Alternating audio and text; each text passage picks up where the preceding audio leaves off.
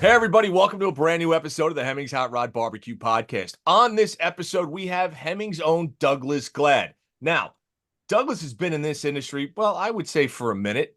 This man has worked for, my God, Motor Trend, Hot Rod, Carcraft. This is a gentleman that knows, well, that just knows about everything that's going on in this industry. And today we brought him on because we are going to talk about coach-built cars. We're going to talk about the different values in coach-built cars. Why are some worth more or perceived to be worth more than the others? Then we're going to dive into a little bit about auctions and current values and where we think the trends in the markets are going. So, Douglas, how you doing today, bud? I'm doing great. Thanks for having me on, Mike. Looking forward to talking about these cars with you, for sure.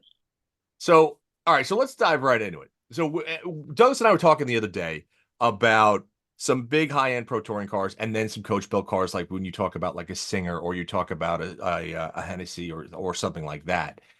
But there seems to be somewhat of a disparity between the values of these cars and the way that people utilize them, and I guess the way that they're perceived, I guess from the general public. Does that sound about right?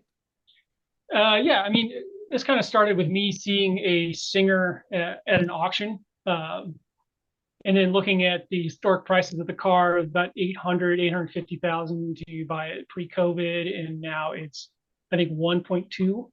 Hmm. So if you're not familiar with the Singer, it's a Porsche, air-cooled Porsche that they've taken completely apart and then rebuilt, and every single thing on it is touched. Right, right. So uh, why is that car getting more expensive? And then I also saw next to it a 55 Chevy that was built for the Grade 8, the Amber Awards, which is a Grand National Roadster Show, Hmm. and probably a $350,000 car, and they were struggling to get two. Yeah. So there we go. What's the difference between these two vehicles, and then the third car, because is a car that you build in your garage, like a Cobra Right. replica, or somebody who's got good home skills, and you see those cars go for nuts money too. So I'm just trying to figure out, what are we looking at? Yeah, it's really interesting. Like when you see a Singer, when Singer first came out, I mean, people have been doing outlaw Porsches and modified Porsches for a million years, right? Yeah, And then Singer came out and they said we've reimagined. It's 911. What was the phrase? Reimagined 911 reimagined by Singer or something like that because Porsche right. slapped him on the wrist, Yeah, you and can't said say Singer Porsche. So sorry right. about that. So, but to Douglas's point, like these cars when they were first sold, it was like an $800,000 cars, but these are going up in value where the majority of coach built muscle cars and classics go down in value. But yet the quality of the work, at least from what I can see, is no different. You have some of the best fabricators, some of the best engineers. The technology is essentially the same that's going into these things.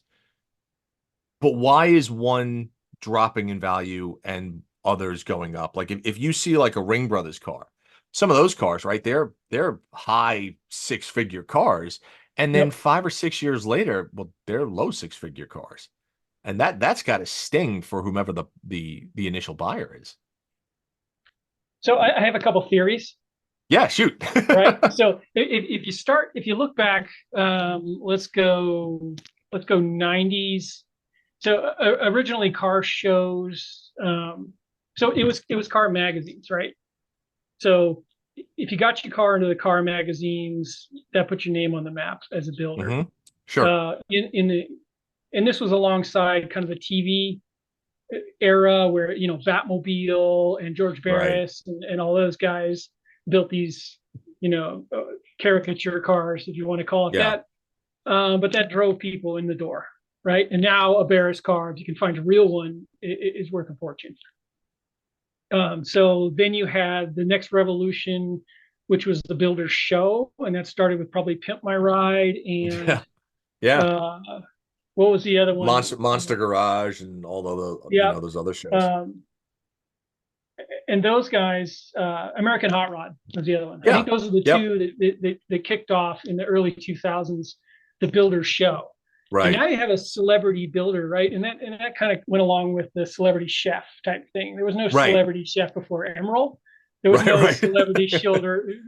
celebrity builder before you got to American Hot Rod and things like Yeah. that. So where are those cars and what are the value there? And then you have the tuner guys, and they were in your bigger books, your bigger magazines. Lingenfelder comes to mind. Sure. And who else? Hennessy, you already mentioned. Uh, so those guys build kind of a hot rod too. Sure.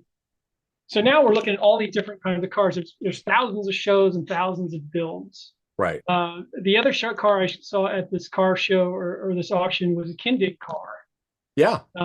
which was going for really good money. I don't know if it was one he built on the show or if this is something that he's building all the time. He built these Corvettes that are 53s. They're all Yes, I've seen. Yeah. Yeah. So look at all the different cars, right? So, and the prices are just all over the place. So my theory is if you have a TV show, if you have all the coverage and really good engineering, and you can get Jay Leno to talk about your car, or Joe Rogan or something Right. like that, or us, Right. then I think you're going to get the premium value. It's these guys that are kind of in the middle. They don't really have a name. Yeah. I think that are struggling with the builds. When So you that's kind of my long-winded theory, but more TV, more price. Okay, and I do agree with that. I think I know that every car that we've shot, the value absolutely goes up by, I want to say, Yes. 10 to 20%. It just does, right? It's video is now akin to getting your car on the cover or into a magazine if you get your car featured in some kind of video series or whatnot. Right. But when you look at the cars themselves, and I've been fortunate enough to have my ass in the seat of a Singer and the seat of roadster shop cars and all these other vehicles, the quality and the craftsmanship is right there. I mean, there are thousands upon thousands of hours in both of these machines, but yet all of the American muscle cars or the pro touring cars, or when like a roadster shop or something like that, I don't know if it's because they're so individualistic, meaning the design is such an extension of what that owner is, as opposed to a Singer, which is more of a beautiful, just a broader appeal. Also true, right? Yeah. But I always see these cars and I look at some and I'm like, you and I both know these cars, right? We'll see something go up that was built 6, 7 years ago and like, man, that thing had an $800,000 price tag and they can't get two bills for it at one of the auction. And you can scoop these cars up, but I feel like those with, I don't, I don't know. This is my biggest problem. I don't know Well, yeah, why this is why the conversation is interesting, is because we're at 100 grand or 1.2 million in the same thing. It's still a resto mod. It's been restored and then modified. Yeah. Right? That's what it means. I've driven roadster shop cars, right? I drove their Camaro, and I've driven one of their Chevelles, and they're absolutely amazing. They're nothing like I've driven first gen stock Camaros before. And I love them to death. Don't get me wrong, but the brakes aren't great. No, not great, not fabulous. The shifter's a little sloppy. They smell. You're behind it. You're gonna smell this thing, and that's part of the appeal. But a roadster shop, they've taken all of that. Was it NVH out of it? Yeah, and made it just a fast shifting, high horsepower, get it sideways, not terrifying machine. And to your point, I think that's what people will pay for. They're like, it's still to me the Camaro, right? And this is not to move over in the conversation, but this is why barn finds are so popular, because it's still everybody's car. Right. Right. Yeah. They're looking at this car, seeing what they want to see. Like, wow, I could really do a lot of things with this car. The Singer car, you're still looking at it. It's just a cool looking Porsche. Right. The roadster shop cars are just a cleaned up version of a 69 Camaro. Right. I think that's where the value is, because you can still, it's like not so weird that it's bad art, and it's not so highly modified that you're like, well, this doesn't look like the car that I love anymore, and they don't see themselves. And I think that's where you get the price. Well, that's a great point though, because if you look at a Singer and you look at the interior of a Singer, it's still very much Porsche, right? Yeah. All the gauges are in the same place, the shifters in the same place, everything is just Porsche refined and brought to that next level. Where when you do look at some of these roadster shop cars, or the Ring Brothers or any of these super high-end builders, things change a lot. Right? Like they're really modifying everything from full interiors to exterior body panels to basically everything. But I feel like they're changing the personality of the car a little too much, which is something that as a muscle car enthusiast, um, this I think these cars like the 911s, the classic 911s, are beautiful cars in their own right. And I think sometimes they Yeah. just step over that line a little too much to the point where they're starting to devalue the car because But now, you yeah, know, I think what you're talking about here is taste, you know, I was trying to, yes, that's correct. right? I mean, It is that, yeah, you that's correct. It's you taste. can have bad art. We've seen it at car shows. Yeah. Yeah. So I think that an aesthetic. Everybody agrees that the air cooled Porsches are nice. They're Hmm. fun to look at, but if you really look at it, you're like, you know what? There's some things that are missing because it was a manufactured car, it was a volume Right. car. They were just Right. trying to sell these sports cars to people. Hmm. So when someone like Singer comes along and goes, you know what? It would look just a little bit better if Yeah. you put the wide, and they're Fuchs, right? Put the Yeah. wide version of the tire and a little more fender and definitely a little more power. And let's get Right. rid of a plastic shift knobby feel, Hmm. and all the little things that I think make these cars so great is why they're getting premium dollars for it, right? Yeah. It's as close as they can get to stock, but it's better. Right. But the other part is I always see, like, I've seen singers driven. Like, if you're in LA, every now and then you'll see a singer just rolling back and forth. You'll see it up in the canyons. Up in Malibu, Um, yeah, you see up them at, at the Cars and Coffee. Yep. yep. You know, I don't see the super high end builds from the Pro Touring cars out there that much. They're very, it's like you never hear of somebody being like, I built this Ring Brothers car 4 years ago and I got 10,000 miles on it. It's always like, well, I got 400 miles on it. It's like, well, why? I don't understand. Where I think the Porsche crowd is more apt to actually get in those cars and drive them like they were supposed to be driven. Well, yeah, that and if you've driven a real pro touring car or something that can compete in Optima, Oh yeah. uh, right? Those are brutal, Oh, they're the first I competed in Optima in but my they're old car. fast. Man, they're fun and fast. But man, you want to get out of it. At the end of the day, you're hot and you're deaf. Well, so here's the thing, right? So I think that's a great point because if you go out and you go in a Singer and you drive that thing in anger, you can do that essentially with the air conditioning on, and it's to your point, it's a very refined, updated, wonderful coach built street car, right? That has all this performance chops on it. If you do like an Optima car, they're flat out race cars, Yeah, right? They're tube chassis, tube everything with, 900 horsepower, and very few of them have any type of creature comforts. Very few are running air conditioning. Very few have seats in them that you're like, I could drive this for 300 miles, right? yeah, Like, no, they're aluminum. Yeah, like you don't want to do that. But it also comes down to whenever I look at them, I don't, again, I'm still trying to figure it out. I'm still trying to figure out like a buddy of mine just bought a pro touring car, a very well-known pro touring car that's been raced and everything. And he got it for a fraction of what the owner had into the car.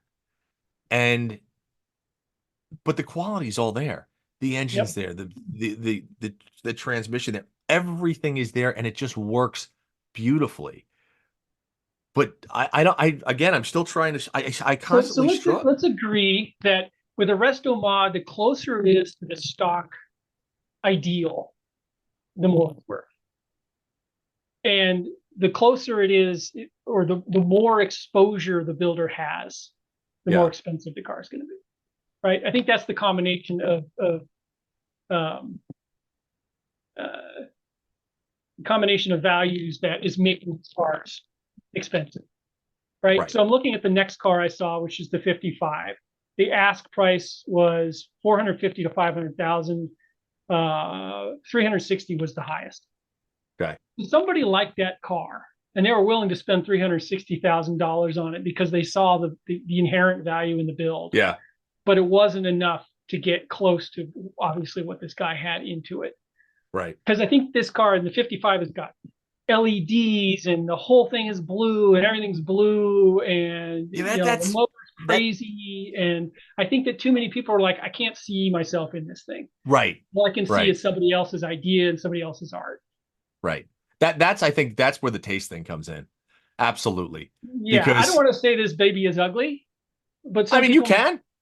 Listen, I was at Barrett a couple of weeks ago, and there were some cars out there that people were paying big money for that were proper shit boxes. And I was like, what are you doing? Like, Yeah, and a lot of it was, some of it was, God, some of the execution was just terrible. Some was that you saw this car and you were like, man, you got really close, but then you just jumped over that line with both feet and ruined it. That yeah, doesn't say you can't bring it back, but I think with something like a 55 Chevy, once you start doing things like LEDs and all this other stuff, it pulls away from these, not only the aesthetic of the car, but the actual feeling of what a 57 is supposed to be. You can build a beautiful resto mod car, and you can update the engine and the transmission and the suspension, and you can make a beautiful driving car, but still keep the character of the vehicle intact. Where I think so many yeah. people go beyond that to the point where they're almost ostracizing people. Well, like, ah, you ruined it. Now I can't even be a Right. part of this. So that's a great point. So now I'm going to throw it all away with a counterpoint. How much is Sullivan's Cheese Whiz worth? That Hmm. was the beginning. Nobody had seen a monochrome 55 before Sullivan came along. Right. So that is an iconic car, but the thing is crazy. Like if you saw that nowadays, Cheese Whiz, nobody would even look at it. But the Right. fact that it was the first car, does that make it ultra valuable? Is it priceless? Is Sullivan ever going to let go of that car? Probably not. Right. Dauberton, same way. We're starting to see at the Grand National Roadster Show, they had a whole exhibit on these early pro street cars, excuse me, We were just from the talking about 80s that. and 90s with the Yeah. coin and all of that. That's the beginning of the car show resto mod scene. And then that's where you got Trepanier from and his pink Yeah. 66. And Yep. that's where you get Dauberton and Sullivan. Okay. Those guys weren't in magazines. Those guys weren't on TV. Well, they got into magazines later. But those guys made their money by showing them at the coin with 100,000 people and laying out their car under mirrors and things. And everyone's like, Right. wow, who built this? And it's like, well, I have a shop. Right. Yeah. So, Yeah, uh, that's very true. what about those cars? Where did they go? How much is Troy Trepanier's original pink Chevelle worth, and where is it? Yeah, Uh, that's true. But there are certain designers that have great, like Troy. Like I know Troy, his aesthetic is great. It's like Strope, right? I love Strope is one of my favorite designers. He manages always to combine very subtle inputs and design cues into yep, vehicles, even if he changes them. Like he did the Nova for Rogan, where he combined the speed stripes on a '69 Camaro into a '70 Nova. And I looked at it and I was like, beautiful God car. damn it. I'm like, that he nailed it. Right. And it's the car you never knew you wanted to look at because it didn't exist until Steve built it, but he got it right. Yep. And I think there are a lot of other builders that they'll try to do something like that. And you look at it and you're like, ah, no, you kind of made a hash of it. So you're never, Strope has always been a bespoke builder. He Yeah. doesn't build cars for anybody off the street. Well, he might, I don't know, but he doesn't build cars for guys to buy and sell. No. You're Correct. never seeing Rogan's cars on sale, right? No. I haven't even met. I've seen, who knows, 50 of his cars, Stroke's cars.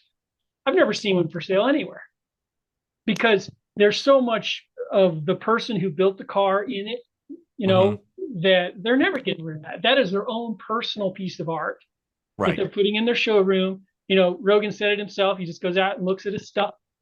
Yeah. You Which I get.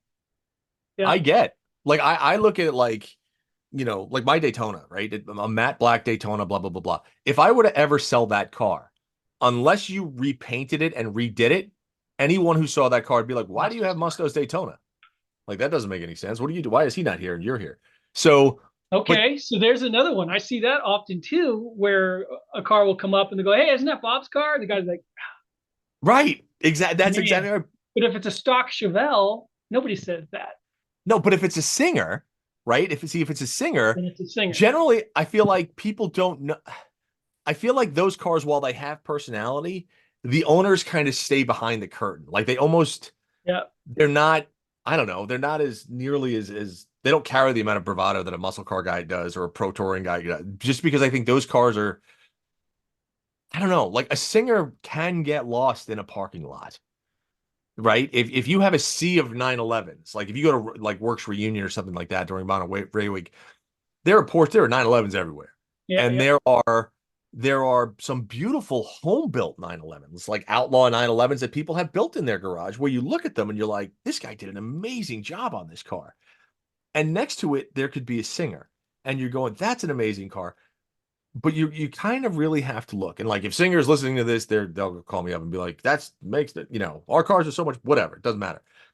But where Right. you see a really like a really coach built pro touring car or um like a Kindig car or something like that, they always stand out. They always have their own personality and their own you know identity, I guess. Well, it So depends on what you want then, right? So if you're going to a Porsche meet in your Singer, and then take the guy from 12 gauge garage. Have you seen that guy? He's got that yeah. green little two-door Oh yeah. garage. Um, and his is I think it's a RSR, hmm I want to say.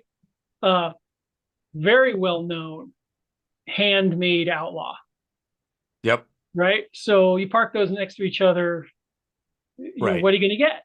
Are you going Right. to get guys who are just like, wow, the 12 gauge car and Singer car are here at the same time? And then the owners of those cars, what are they after? Are they after the aesthetic, the feel, the enjoyable drive, and just to hang out with Porsche guys? Or are they trying to get attention? Yeah. See, that's something that I harp on this quite a bit. Like if you're gonna build a car, if you're gonna own a car like a Singer, or you're gonna build something in the garage and you don't drive it, that just tweaks the crap out of me. Like it just does, right? It's like one of those things where you I don't I get certain things. Like my favorite car of all time is a Lamborghini Miura. I think it's the most beautiful car ever made. It's just a stunning piece of In artwork. orange And or oh coral. Yeah. yeah, just stunning. Now, physically, I can't fit in that car. I have a friend that has one. I've gone for a ride in one, but I can't physically drive it because I'm too big. If I had the opportunity and I could ever, afford one, I would absolutely buy it, right? Because just to look at it, like there are certain things where it kind of transcends well, if you own it and don't drive it, then you're kind of a jackass, but that's still something I would like to own, just to own it, right? Well, now what you're talking about is a factory resto mod, or a factory modified. Okay. Exactly. Because the Like a factory Miura knows, that Musto could fit in. yeah, because Lamborghini's a tractor company. So that Miura is just so Mike Musto can come and drool on it. And that's the That's only right. purpose of life. That's And exactly maybe right. to slap around Ferrari a little bit. Right. But okay, so we're what, 10 categories now of resto mods. You're gonna like the one that you built yourself for sure. You're not gonna get your money out of it. Right.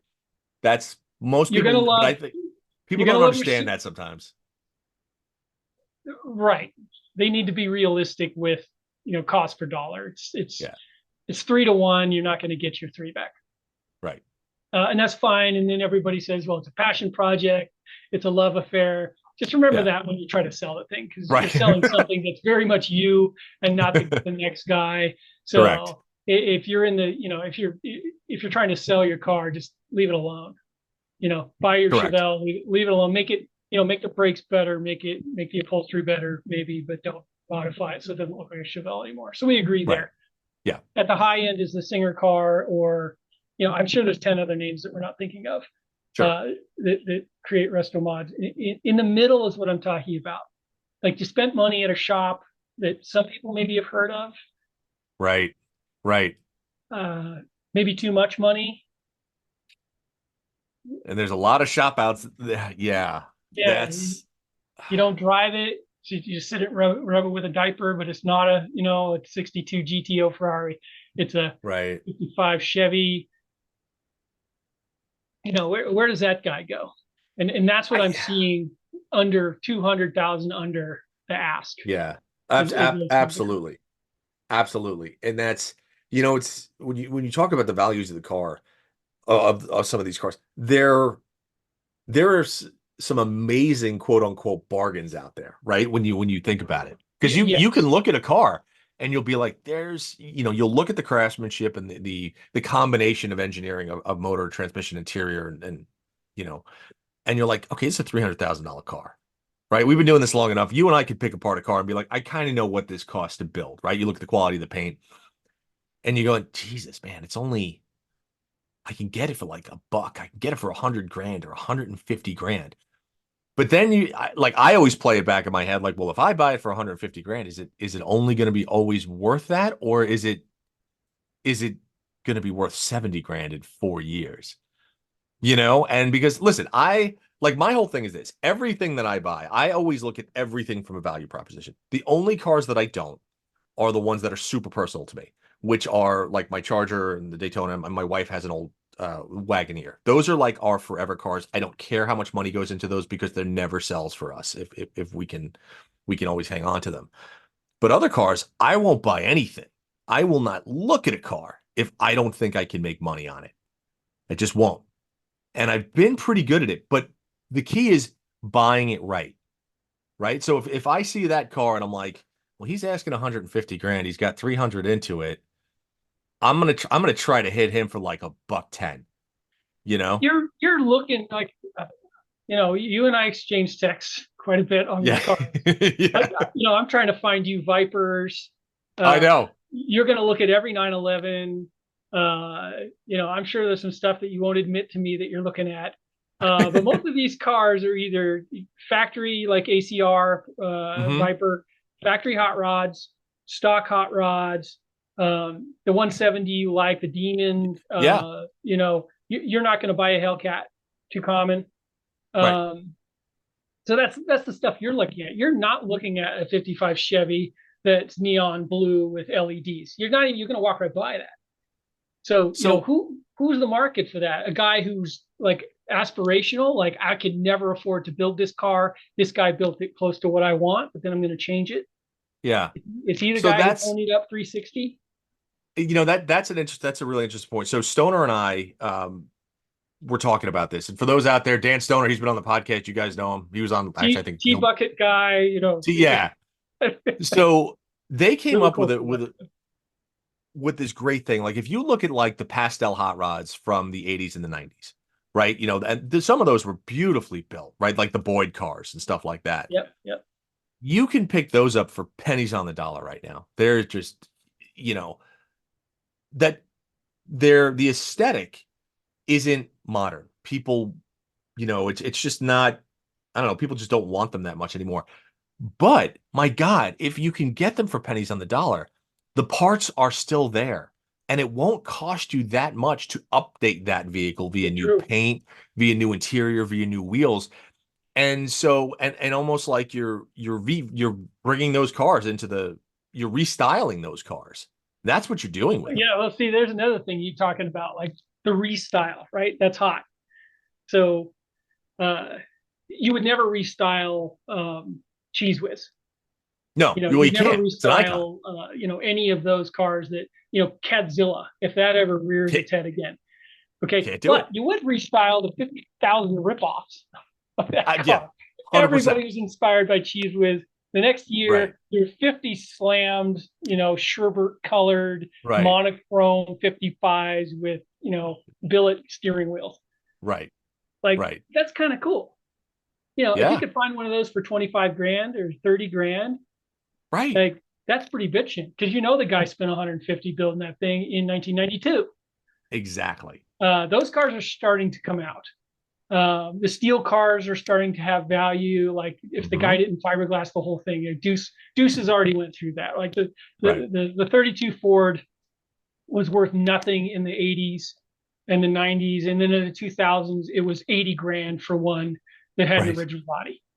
Yep. And then 30, 29, 30, 31 went the same way, Yeah, right? If it wasn't stock, if it was a decently built hot rod in the 90s, you're paying 50, 60 grand for it. right. And that's true. Like that ship has sailed. You're never going to find those cars again. A Jenny 32 just doesn't exist, except in Hemmings garage. Right. Uh, Yes, true. but that doesn't mean that the 2000s, those cars are still there. That's right. Um, and what about the early builds from, I mean, you can't touch an early Jesse James chopper, for instance, or Indian Larry chopper. You're never going to see them, Right. but they're gorgeous. What about an early, like, what other builders would have early vehicles before people knew them? Like, you're never going to see an early stroke car. His El Camino, Hammer. Like, like I always want. Do you remember Big, the C Yeah. body, the Newport that he Yeah. did? Where is that? And I what's don't that know, thing trading for? but I would. It's like for me, that's what a perfect combination of not overdoing anything, keeping like I would buy that car tomorrow if I could. I love it. Timeless builds. And if you look at those cars, they're very, very Timeless. close to the factory aesthetic. So that's the key word, timeless, right? How many builders are doing that? How many builders are crafting something right now that in 25 years you're going to look at and be like, that still looks fantastic? It's the guys that are still building. So not to date myself, but I met Steve Strope in 1998 when Mm-hmm. he was building the original El Camino for his gas and oil company. I can't remember who he was building it for. He's probably yelling at me right now. Sorry, sorry, Steve. But that El Camino is absolutely timeless. Yeah. Beautiful car, well built. You know, he didn't go billet 20s on it. It's just a nice looking car. If he trotted that thing out, it would sell in a second. Yeah. Timeless vehicle, very cool. Timeless. Big is exactly like that. Yep. Hammer was like that. You know, the Rogan cars we haven't seen, Right. the Rogan cars we have seen, which was that gorgeous Nova with Yep. 69 Camaro fenders on it. Yep. So those cars are going to continue to have value, and those guys who knew how to do that are still building. Yeah. Yeah. Right? Because I'm I sure there's a agree. lot of come and gone builders that have come and gone. Guys like Troy Ladd, you know, he won what, Sloniker and Amber last year. So Troy's stuff. where are his early cars? Because he Yeah, I built a don't. lot of cars out of that shop in Burbank. Yeah. Well, I feel like Troy's cars, like if you find an early Troy Ladd car, that's like finding a Picasso, right? In the Yeah, car world. yeah. Because his stuff, his Troy stuff is amazing. Like his attention to, and again, it's all like these tiny little pieces of detail and um they go above and beyond. And as you know, as a buyer, you're going to pay for that. But I think that's what really separates that caliber of builder as opposed to a lot of these kind of, like you said, kind of mid-grade shops that are like, yeah, we could put this motor in here and do this interior. But then you look at it and you're like, I it's think that's, okay. you know, a hot rodder and a builder. Yeah. So the hot rodder is, you know, there's a lot of shops like that can do the work. Like, yeah, I know how to paint a car, put an engine in, and use Yeah. paintless wiring. Great. You Yeah. know, that's a fun car. You take it on power, great. Or, you know, take it to Yeah. Hemmings Muscle Palooza. Right. And then you got the you know, the backyard home garage hot rodder, and then you got a builder, which is a different type of person. Correct. So I think for your money, to your point, is the builder cars are always going to have value or increase in value. The hot rodder Yeah. cars are just going to be hot rods. If you're really passionate about it, spend the money, buy it. Right. You know, but don't expect to get a turnaround. And then Right. on the other end is what you look at, which is like, you know, was it 92 ACR Viper in black? Yeah. Absolutely fantastic car, bargain of the century right now. Yeah. Nobody understands those cars. ACR is a factory stripper, no radio. I remember driving those when they first came out at the magazines. I'm like, this is an amazing pile of car that, you know, frankly, is going to kill the uninitiated. Right. Yeah. So violent, you know, Yeah. so fast, so tricky in the rain, and you know, stuff like Yep. that. So. Yeah. It's interesting, you know, being in this hobby for I think as long as we have and seeing how what trends come and what trends go and you know we monitoring the auctions and the classifieds and everything else. I'm always looking at stuff and I'm trying to think of like, okay, well, what's next? What's the next thing that's going to hit? And Always, yeah. there's certain things that I look at and I go, I Like I never would have thought Fox body Mustangs were going to be worth what they are now. Because they were disposable cars. I mean, we used to buy them for 2 grand, run them on a golf course, and leave them there. Like they were nothing. Everybody's got that story, and it's all about what you were raised with and what you had to look at when you were young. Yeah, When you get enough money, you go back and you try to find, your nostalgia. yeah, I get I that, and know. that's what drove up 55. That's what drives up Foxes. Yeah, That's what should be driving up Vipers, but I don't think enough people had them. no, I think that's There very was no true. Viper in your high school parking lot, No, no, no, no, no, there was not. right? So maybe there's a soft spot right there. Like, okay, let's invest there. Yeah, Uh, I mean that's a bucket list car for me. Like an ACR is a bucket list car for me. I just think yeah, they're that is the right choice. it's just everything about that car, the looks, the persona, the violence, the unpredictability of it. I'm just like, that's what I want. Like that just speaks to me on so many levels. But the thing is, my whole thing is you do have to drive it. Like if I were to own that car, I would absolutely put miles on that. Yeah, I would sure. drive the hell out of it because I Find one think, with 80,000 on it. yeah, Maybe it's a little rough, yeah, a fine. little dinged up. Who Spend your cares? 40 grand and just drive it down. Yeah. Yep. Drive it into the ground. But to your point, don't expect to get your money back out of it. If you're buying the car for an investment, and listen, there are investment cars out there, do that and rub it with a diaper, but make sure that that's your goal, right? And do your Yeah, research exactly. and due diligence, right? And make sure you buy the right car with the right provenance. If your goal is to, I say, I really want this Viper or whatever the sports car is, and I'm going to pay, I don't know, 40 or 50 grand for it, understand you're probably going to sell it for 30, right? Especially if you drive it and you put miles on it and you enjoy it. Um, because after all, that's the goal, right? The goal is to be able to enjoy these machines because that's what they were built for. They weren't meant to sit and not move. That's how they all go to crap. And that's when you're restoring a car that has never been driven, which always boggles my mind. Like there are so many gorgeous cars out there, and you see them come up all the time. Like, oh, I've got this, 2001 Dodge Viper with 13 miles on it. That's great. That's 23 years old now. I got to rip Yeah. every hose out No, and redo the no. whole car. Yeah. Where Totally to agree. your point, here's one with 64,000 miles on it. It's got a couple of go out and beat it to death and just enjoy it. Yeah, That's I worth the agree. money, you know? So that's So, our advice to people, where to buy and what to buy. So the question we haven't answered is what's next? Are we going to ooh. make a prediction right here? you know, So, yeah, what's the next big thing? I mean, there's no Singer Viper, although I'd buy one if there was. oh yeah. There's a couple of companies that have been like, I'm a huge Porsche 928 fan. There's a company called Yeah. Nardone that did a Singer style 928, right? And it was at Pebble this year, and I saw it. It was absolutely beautiful. But I haven't seen anything else from them, meaning I haven't seen anybody buy one. I've never seen one on the road. So as much as I look at that car and go, "Oh my God, that's what I want," I still go back to the stock one, the stock 928, and I go, I think I'd just rather have a stock version than the one that's all resto modded out. Um, Agreed. I think that certain vehicles, low mile Hellcats, if you could find a manual narrow body Hellcat 2015 and up, okay, with low miles on it, that to me is going to be a collector car because they didn't make that many of them. And the manuals with the Hellcat, that's very rare. And that's a gnarly car to drive, right? Yeah. Yep. Especially with the narrow body because it only came with a 275 series tire. And that thing's all over the No place. tires on it. Yeah. Yeah, no tire. I think that's going to be a collector car. I think, I Kind look of like back, the CTS wagons with the six see, speed, perfect hundred example, thousand bucks dude, $100,000 for it, right? And for a that V wagon. Yeah.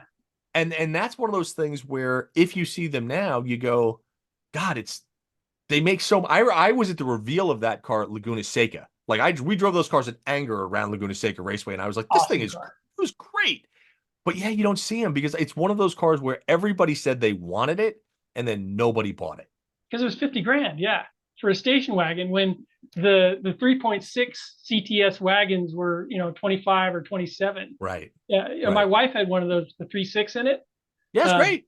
Double black 2010 CTS wagon, awesome car. She loved that thing. Yeah. People would be like, I'm trying to buy it from me. Like, hey, this is cool. I know what this is, because all the trickle down from the V wagon trickled down into the 3.6 cars. Right. And you couldn't get it with a 2.0. It was a 3.6 or it was a V. Right. Well, that was like, I had, when I first moved to California, I had an 06 SRT8 Magnum, Dodge Magnum. I remember that. Yep. And it was a big black hearse that went 168 miles an hour. It was a great car, right? Yeah. Desperately needed a sixth gear, but fabulous car all around. And now, if I see one now, I get excited, but I don't necessarily want another one.